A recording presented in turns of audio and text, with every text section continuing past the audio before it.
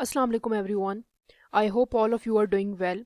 सो इस वीडियो के अंदर हम लोग डिस्कस करने जा रहे हैं पैलेस्टाइन का इशू, जो कि बेसिकली पार्ट है पाकिस्तान अफेयर की लेक्चर सीरीज़ का। So let's begin. तो सबसे पहले हमें इस कन्फ्लिक्ट की हिस्ट्री के बारे में पता होना चाहिए कि ये कन्फ्लिक्ट कब से स्टार्ट हुआ है। ठीक है, तो बेसिकली दो सॉवरेन स्टेट्स थी, ज्यूज़ की और मुस्लिम की। तो उसके नतीजे में क्या हुआ कि 1918 में वर्ल्ड वॉर वन होती है। ठीक है, और उसके नतीजे में बॉलफुर डिक्लेरेशन हो जाता है 1918 का, जिसके अंदर ये कहा जाता है कि ग्रेट ब्रिटेन जो है उनको ये अथॉरिटी दी जाती है कि वो जो ऑटोमन एम्पायर से पैलेस्टाइन का रीजन ले लें। बेसिकली पैलेस्टाइन का रीजन 1918 से पहले ऑटोमन एम्पायर्स कंट्रोल कर रहे होते हैं। ठीक है, लेकिन उसके बाद 1918 की बॉलफोर डिक्लेरेशन के बाद ग्रेट ब्रिटेन को ये अथॉरिटी दी जाती है कि वो जो है पैलेस्टाइन का जो रीजन है वो कंट्रोल करें और ऑटोमन एम्पायर से इनकी ये पावर ले लें। फिर 1939 से 1945 का हॉलोकॉस्ट होता है, जिसके अंदर जो तकरीबन 7 मिलियन के करीब ज्यूज़ जो हैं उनकी डेथ हो जाती है। ठीक है, सेकेंड वर्ल्ड वॉर के अंदर। और इसके नतीजे में यूके जो ग्रेट ब्रिटेन है वो प्रॉमिस करता है ज्यूज से कि हम आपको कहीं ना कहीं सेटल कर देंगे। ठीक है, यूएन की पीस के according 55% territory out of 34% population का मतलब ये है कि 55% जो टेरिटरी थी पैलेस्टाइन की, उसके अंदर उन्होंने वो हिस्सा इसराइल को दे दिया, मतलब जूस को दे दिया, और उनकी टोटल पॉपुलेशन 34% थी। ठीक है, जबकि उधर मुस्लिम पॉपुलेशन ज़्यादा थी।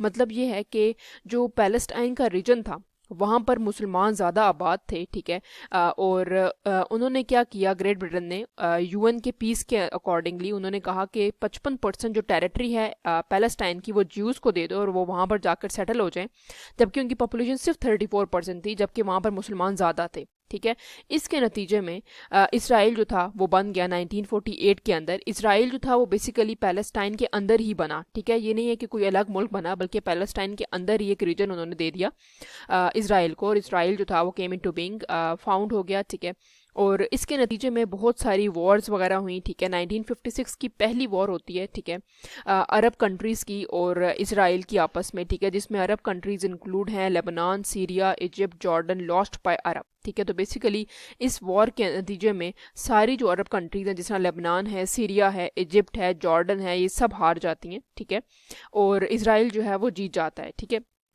क्योंकि इसराइल को बहुत ज़्यादा सपोर्ट होती है बाकी वेस्टर्न कंट्रीज़ की। ठीक है, इसराइल के पास बहुत ज़्यादा वेल अपटूडेट और वेल इक्विप्ड किस्म की वेपन्स हैं। ठीक है, इसलिए वो जीत जाता है वॉर। 1967 की एक और वॉर होती है।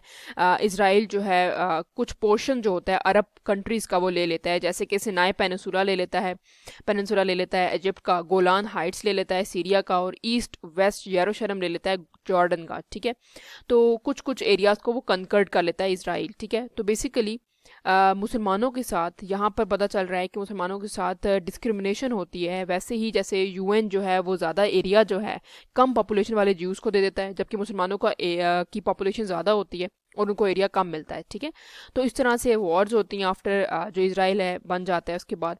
अब कैम्प डेविड अकॉर्ड होता है 1973 का।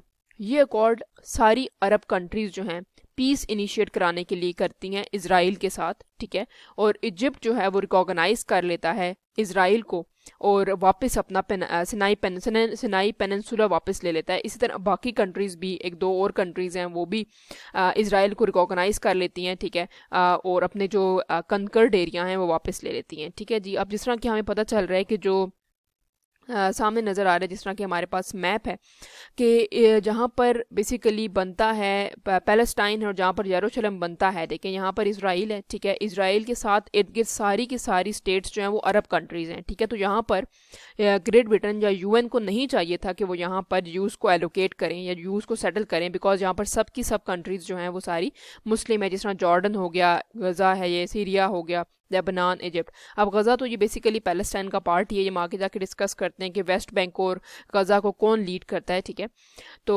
उसके बाद क्या होता है कि कन्फ्लिक्ट शुरू हो जाता है इसराइल और पैलेस्टाइन के दरमियान में। पहले तो सारी अरब कंट्रीज़ के दरमियान में और इसराइल के दरमियान में चल रहा था। अब जब बात ख़त्म हो जाती है अरब कंट्रीज़ के साथ, अरब कंट्रीज़ रिकॉग्नाइज कर लेती हैं इसराइल को, तो कन्फ्लिक्ट शुरू हो जाता है इसराइल और पैलेस्टाइन के आपस का इशू शुरू हो जाता है, क्योंकि ये एक ही कंट्री है, उसके अंदर दो स्टेट्स बेसिकली बनी हुई हैं। ठीक है, तो PLO by Yasser Arafat led West Bank and Gaza. तो बेसिकली पैलेस्टीनियन लिबरेशन ऑर्गेनाइजेशन जो है वो बन जाती है, ठीक है।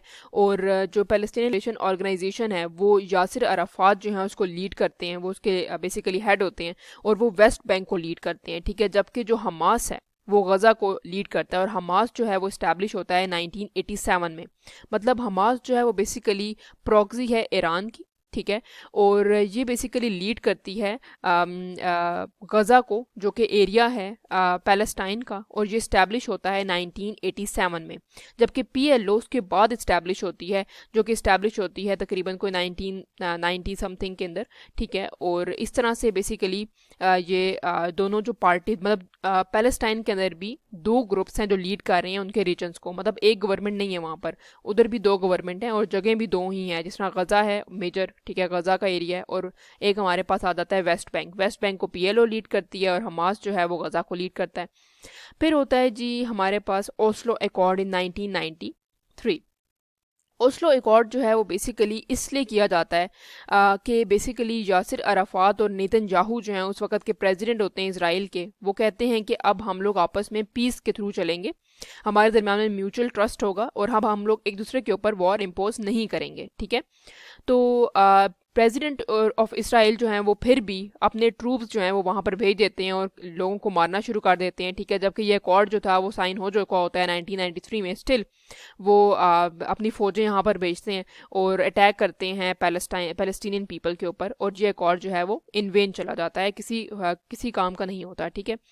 उसके बाद नेकबा होता है। अब नेकबा क्या है? नेकबा के अंदर बेसिकली क्या होता है कि तकरीबन 7 मिलियन के करीब पैलेस्टीनियन जो हैं वो रिफ्यूज लेते हैं सिंस 1948। 7 मिलियन के करीब पैलेस्टीनियन हैं जिनको माइग्रेट करना पड़ता है, जिनको दरबदर कर दिया जाता है, ठीक है, अपने एरिया से, मतलब पैलेस्टाइन से, तकरीबन सिंस 1948 से, ठीक है, जब से इसराइल बनता है तब से लेकर तकरीबन कोई 2000 तक 7 मिलियन के करीब पैलेस्टीनियन जो हैं वो अपने बेघर हो जाते हैं और वो मजबूर हो जाते हैं किसी और कंट्री में जाकर रिफ्यूज लें अपना, ठीक है। इसी तरह हमारे पास रीसेंट एस्केलेशन होती है अभी 7 अक्टूबर की 2023 की, जिसके अंदर हमास अटैक करता है इसराइल के ऊपर, ठीक है।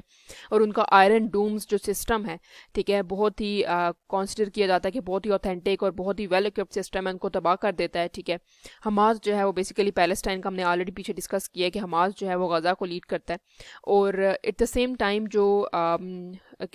हम कह सकते हैं कि इसराइल भी रिटेलिएट करता है, और उसके नतीजे में तकरीबन 30,000 के करीब अभी तक पैलेस्टीनियन जो हैं वो मर चुके हैं। इसराइल जो है वो रिटेलिएट कर रहा है और बहुत सारे पैलेस्टीनियन को मार रहा है, इनोसेंट पीपल को, चिल्ड्रन को, वुमेन को, सारा जो हॉस्पिटल का सिस्टम है, जो इंफ्रास्ट्रक्चर है, वो सब डैमेज कर दिया इसराइल ने अब पैलेस्टाइन का। अब इसके नतीजे में फ़ॉरेन पॉलिसी क्या होनी चाहिए पाकिस्तान की और होल्ड वर्ल्ड की इन दिस वे? तो बेसिकली देखा जाए तो अभी यूएन के अंदर भी इलेक्शंस वगैरह इस तरह के हुए थे कि वोटिंग हुई थी कि कौन कंट्री किसके साथ है। तो जितना भी वेस्टर्न वर्ल्ड है वो इसराइल के साथ है, और वो ये कहता है कि भाई जो कुछ भी हो रहा है वो ठीक हो रहा है, क्योंकि पहले हमास ने अटैक किया और अब उसको रिटेलिएट करने के लिए इसराइल ठीक कर रहा है। सिवाय चाइना, रशिया के अलावा उधर वोट कास्ट नहीं किया उन्होंने उनके हक में। जबकि ये सारे जो हैं ह्यूमैनिटेरियन असिस्टेंस के इदारे हैं, यूएन जो है पीस इनिशिएट कराता है, इसी तरह यूएसए, यूके, ये सब चाहते हैं कि पीस हो और ह्यूमैनिटेरियन एड प्रोवाइड करनी चाहिए जहाँ ज़रूरत हो, लेकिन ये सब जो हैं उसके ख़िलाफ़ हैं। तो क्या फ़ायदा उन इदारों का जो पीस इनिशिएट कराते हैं या जो जब मुश्किल के वक्त आवाज़ नहीं उठा सकते, जबकि वो वेस्टर्न अलाइंस के अपने अलाइंसेस को ज़्यादा प्रायोरिटी देते हैं। तो इस तरह से यूके, ग्रेट ब्रिटेन, इन सब ने, फ्रांस ने, जर्मनी ने, इन सब ने उनके हक में फ़ैसला किया इसराइल के, जबकि जितनी भी मुस्लिम कंट्रीज़ हैं वो इस वक्त तक खामोश हैं। Eight the same time Pakistan के ऑलरेडी एक टर्मोइल से गुजर रहा है, पॉलिटिकल और इकोनॉमिक क्राइसिस थे। इवन दो पाकिस्तान की जो पब्लिक ओपिनियन है वो बहुत ही अगेंस्ट है इसराइल के, लेकिन फिर भी अभी बहुत एक गवर्नमेंटल लेवल पर पाकिस्तान ने भी कोई आवाज़ नहीं उठाई उस तरह से जिस तरह से उठानी चाहिए थी। But at the same time जो रशिया है, चाइना है, ये कंट्रीज़ जो हैं वो बहुत आवाज़ उठा रहे हैं इसके लिए कि ये जिनोसाइड है, ह्यूमंस की जो वायलेशन है राइट्स की, ठीक है। तो एट द सेम टाइम हम कह सकते हैं कि जो KSA है, मतलब किंगडम ऑफ सऊदी अरेबिया है, वो भी इस वक्त टर्मोइल का शिकार है, क्योंकि सऊदी अरेबिया ऑलरेडी रिकॉग्नाइज कर चुका है इसराइल को, ठीक है। और एट द सेम टाइम वो इसराइल को बहुत पसंद करता है, उनके साथ उनके बहुत ताल्लुकात हैं, लेकिन वहाँ का ग्रोइंग पब्लिक ओपिनियन जो है वो बहुत ज़्यादा ख़िलाफ़ है कि जो किंगडम ऑफ सऊदी अरेबिया है वो साथ ना दे इसराइल का, जिसकी वजह से सऊदी अरेबिया भी अब तक खामोश है, इतना कुछ नहीं बोल पाया, क्योंकि वहाँ पर जो पब्लिक ओपिनियन है उनका बहुत प्रेशर है। तो उस लिहाज से ये एक लिहाज से अच्छा भी है कि इसराइल से वो थोड़ा पीछे हट रहा है, ठीक है। और eight the same time Pakistan के लिए भी अच्छा है कि पाकिस्तान ने, क्योंकि सिर्फ पाकिस्तान ही है जिसने अभी तक रिकॉग्नाइज नहीं किया है इसराइल को, तो पाकिस्तान के रिलेशंस उनके साथ बेहतर बिल्ड हो सकेंगे। तो ये सारी जो फॉरेन पॉलिसी का इन दिस वे ये है कि भाई कुछ कंट्रीज़ जो हैं वो स्पेशली जो वेस्ट की कंट्रीज़ हैं वो बिल्कुल पसंद नहीं कर रही हैं इस चीज़ को कि वेस्टर्न कंट्रीज़ जो हैं उसको फॉलो कर रही हैं इसराइल की पॉलिसी को, कि इसराइल जो भी कर रहा है वो ठीक कर रहा है, जबकि मुस्लिम वर्ल्ड मोस्टली खामोश है इस बात पर। Eight the same time Pakistan को भी देख लें या KSA को भी देख लें, तो वो पब्लिक ओपिनियन की वजह से खामोश हैं सारे, ठीक है। लेकिन Pakistan eight the same time Israel को अभी भी रिकॉग्नाइज नहीं कर रहा है, क्योंकि जो कुछ वो कर रहा है वो बिल्कुल ही जीनोसाइड और ह्यूमन जो है राइट्स की वायलेशन है। तो अगर इसकी सोल्यूशन के बारे में बात करें कि इसका सोल्यूशन क्या होगा क्राइसिस का, तो पहला सोल्यूशन आता है वन स्टेट सोल्यूशन। अब वन स्टेट सोल्यूशन क्या है? वन स्टेट सोल्यूशन ये है कि पैलेस्टाइन को एक कंट्री बना दिया जाए, वन स्टेट बना दिया जाए, और उसके अंदर दोनों जो हैं ज्यूज़ और मुस्लिम इंटीग्रेट कर दिए जाएँ और वो मिलजुल कर रहें, ठीक है। जो कि मेरे ख्याल से तो ह्यूमनली इम्पॉसिबल है, ठीक है, कि वो नहीं हो सकता। At the same time two state solution है। टू स्टेट सोल्यूशन ये है कि ज्यूज़ का अलग मुल्क इसराइल बना दिया जाए, ठीक है, और मुसलमानों का अलग मुल्क पैलेस्टाइन ही बना दिया जाए, और कोई भी एक दूसरे के अंदर इंटरवीन ना करे, जैसे कि अभी कर रहा है, ठीक है। और उसके अलावा इब्राहिम अकॉर्ड अभी रिसेंटली 2020 के अंदर हुआ था, जिसके अंदर ये कहा गया था कि UAE, इसराइल, USA और बहरीन ने इसके अंदर कंट्रीज़ थी, इसके अंदर उन्होंने कहा था कि जितनी भी इब्राहिमिक रिलीजन है, जिस तरह जुडाइज़म है, क्रिश्चियनिटी है, इस्लाम है, इन सारों को मिलकर आपस में पीस को इनिशिएट कराना चाहिए, और अरब कंट्रीज़ के साथ मिलकर इस प्रोसेस का हिस्सा बनना चाहिए कि ये पीस और फ्रेंडलीनेस को फ़रोग दें, ठीक है। एट द सेम टाइम अभी जिस तरह USA ने अपनी जो एम्बेसी है वो यरूशलेम में शिफ्ट कर दी, और यरूशलेम मुसलमानों के लिए, क्रिश्चियनिटी के लिए और ज्यूज़ के लिए कितना इंपॉर्टेंट है, ठीक है, ये तो सभी जानते हैं। वहाँ पर टेम्पल हैं, वहाँ पर मॉस्क है, ठीक है, और जूस कभी नहीं चाहेगा कि वहाँ पर मुस्लिम जो है वो ओवरटेक कर लें। एट द सेम टाइम मुस्लिम भी कभी नहीं चाहेंगे कि वहाँ पर कंप्लीटली ओवरटेक कर लें जूस, ठीक है, मुसलमानों का पहला किबला है। तो इब्राहिम अकॉर्ड का मकसद यही था कि बेसिकली जितनी भी मुस्लिम नेशंस हैं, ठीक है, जिस तरह इसराइल हो गया, सॉरी, जितनी भी जो अब्राहमिक रिलीजन है, जैसे कि UAE है, इसराइल है, USA, बहरीन है, उन सब के दरमियान में मिलकर एक पीस इनिशिएट कराना चाहिए, और सारे जो हैं वो अरब कंट्री से मिलकर रहें, ताकि जो इश्यूज़ हैं, ठीक है, कन्फ्लिक्ट सॉल्व किया जा सके। लेकिन ये भी अभी तक नज़र यही आ रहा है कि ये जो अकॉर्ड था ये भी इन वेन था, इसका भी कोई फ़ायदा नहीं हो सका, ठीक है। तो ये सारे जो सोल्यूशंस हैं ये क्राइसिस के लिए हैं, ताकि जो पैलेस्टाइन का इशू है वो कम मिनिमाइज हो सके, डीस्केलेट हो सके, ज़्यादा बढ़ता ना जाए, ठीक है। So that's all from my side. If you have any queries, you can ask me in the comment section. Please like, subscribe and share my channel. Thank you so much for watching.